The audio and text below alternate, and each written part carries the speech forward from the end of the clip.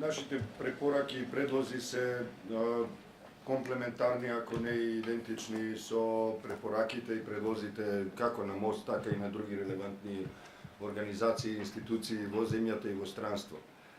Ако ми дозволите, јас прво со сиот ризик Државната изборна комисија да испрати уште едно соопштение до јавноста во која ќе го карактеризира Цивил и МОСТ како организации штетни по процесот и по работата на оваа институција, а потоа со ризик да добиеме уште едно додатно писмо, не знам дали вие во МОСТ добивте уште едно писмо на адреса, во кое дополнително се критикува жестоко работата на нашите организации.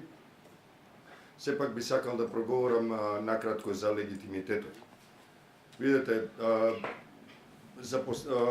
како последица или за последиците од работата на институциите накратко зборуваше Дарко, но државата во Република Македонија, користејќи ги своите инструменти и сите останати полуги, во изминатите години направи сериозни действија кои избирачкиот список го сведоа на еден албаџиски тефтер кој може лесно да се злоупотреби и со него да се манипулира волјата на гласачите во Република Македонија. Ние зборуваме за многу сериозни системски интервенции во кои има сериозни кривични дела. Впрочем, како што знае јавноста, дел од тие кривични дела сега се предмет на работата на специјалното јавно обвинителство. Ние како организација во изминатите години, а така и во изминатите месеци додека траеше обидот да се легитимира Државната изборна комисија, дојдовме до навистина фрапантни податоци. Не зборуваме веќе за еден фолклор во кој некој направил некој трик со кој ја заобиколил законската регулатива. Ние зборуваме за институции кои системски, користејќи ги законите, користејќи ги процедурите, а пред се користејќи го персоналот свој, внесувал интервенции, лажни податоци и ја создал забуната, овој лавиринт во кој сега ние се наоѓаме. Избирачкиот список не е подобар од она, или не е многу подобар од она што беше претходно.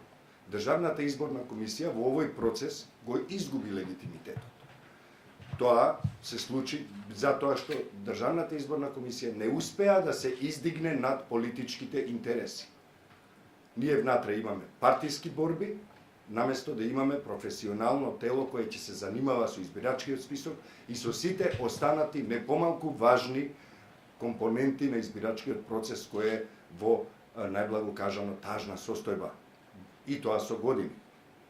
Ние имавме проверка на избирачкиот список во кој имаше низа недостатоци, низа недоследности и сигурен сум дека тие недостатоци се намерни. Се работи за тоа дека бројката на сомнителни записи кои беше проверувана на терен не вклучуваше претходно идентификувани фантомски гласачи.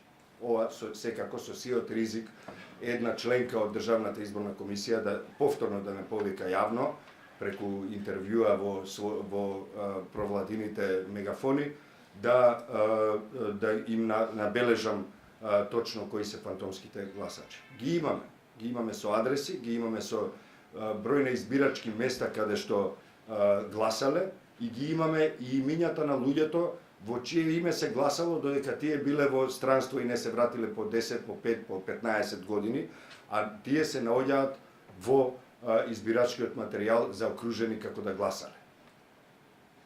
Нашата организација, како една од организациите кои релевантно се занимаваат со овој проблем, има сериозни методологии и нема никакви интереси да ја прикажува вистината на поинаков начин, односно да манипулира со вистината.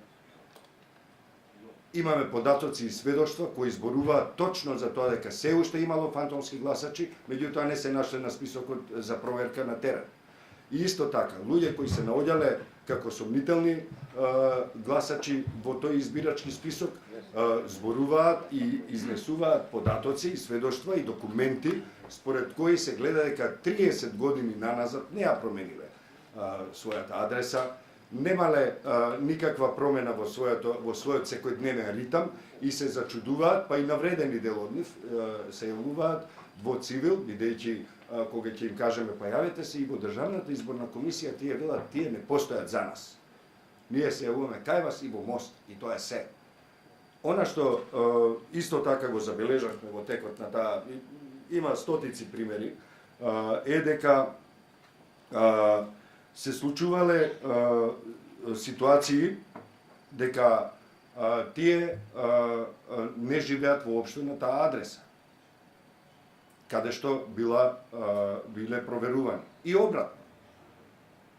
И многу други такви случаи. Тие се представуваат и со име и со презиме, секако кога ги објавуваме на нашата веб страница.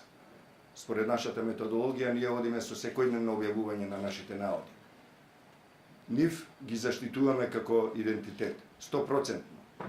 Но тие имаат доверба и се представуваат и ги даваат дури своите документи за подкрепа на тоа што го тврдат. И ги повикуваме да продолжат да го прават тоа.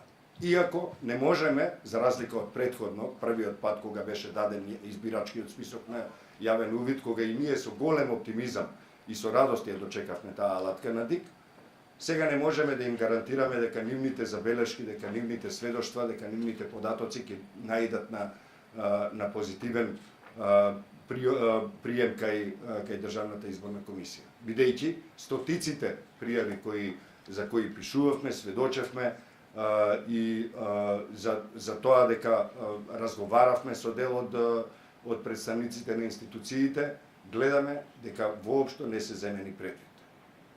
Меѓутоа, овој процес е долг и малкотрпен. Ако замолчиме и се обесхрабриме, дури тогаш, нашиот крај ќе биде извесен и лош. Ако бидеме истрајни и ако постојано укажуваме на тоа што се случува и со избирачкиот список, меѓутоа и со целиот систем, избирачки процес, а се разбира и во поширока смисла на зборот, тогаш имаме шанса како граѓанки и граѓани на Република Македонија да дојдеме до она што го викаме нормално општество. Малку е тажно кога велиме слободни избори. Изборите тоа го подразбира да бидат слободни. Она што во Европа го гледаме како многу нормално секојдневие, овде за нас изгледа како научна фантастика. Само со учество на граѓанките и граѓаните, секојдневен притисок, имаме надеж дека ќе направиме некакви промени во овој систем. Благодарам.